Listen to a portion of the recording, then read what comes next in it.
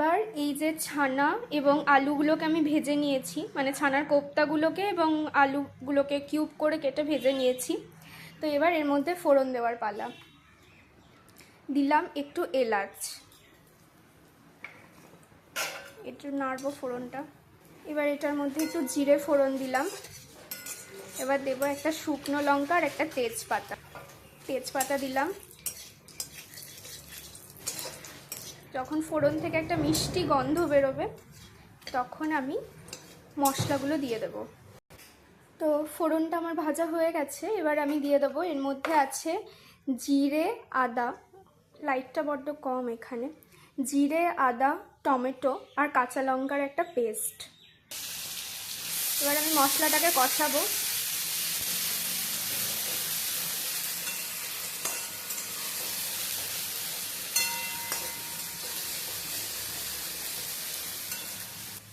এবার আমি এর মধ্যে কিছু গুঁড়ো মশলা অ্যাড করব।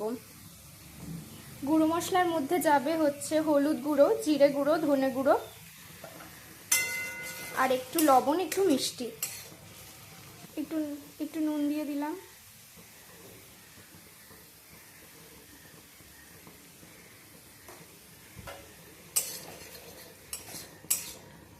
তো অন্ধকার, লাইট দিই।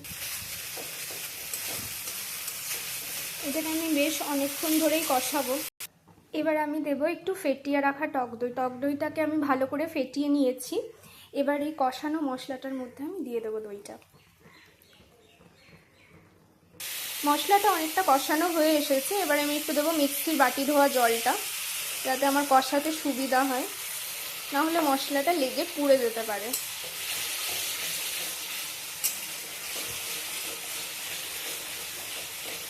এবার এটাকে আমি আরও একটু বেশ কিছুক্ষণ কষাবো। যেহেতু দইটা দিয়েছি তাই এরপর আরেকটু চিনি লাগবে বলে আমার মনে হচ্ছে। তোমরা তোমাদের দইয়ের টকের অনুপাতে চিনিটা দেবে। তো আমি এর মধ্যে জল দিয়ে দিয়েছি। গ্রেভিটা গা মাখাই হবে, কিন্তু জলটা একটু বেশি দিতে হবে। তার কারণ হচ্ছে এই যে ছানার বলগুলো প্রচুর জল টানে, তো গ্রেভি এমনি কমে যাবে যেহেতু ওগুলো অনেকটা ফুলে যায় এবং জল টানে। তাই আমি একটু জলটা প্রথমে বেশি করে দিয়েছি, তারপর আমি ওগুলো দিয়ে ফুটিয়ে জলটা শুকিয়ে নেব।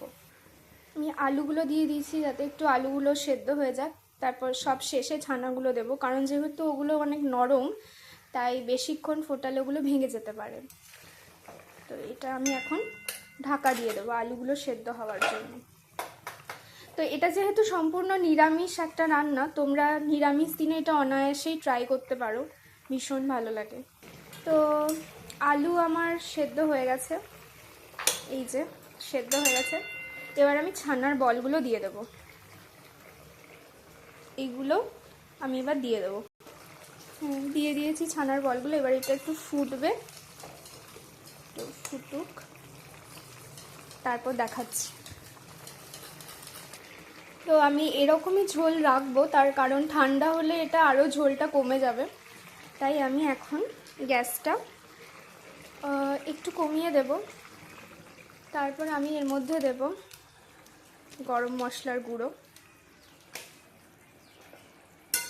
একটু মিশিয়ে দেব। লাইটের এখানে প্রচণ্ড অভাব, অ্যাডজাস্ট করে নিও তোমরা একটু। এবার আমি গ্যাসটা অফ করে দিলাম।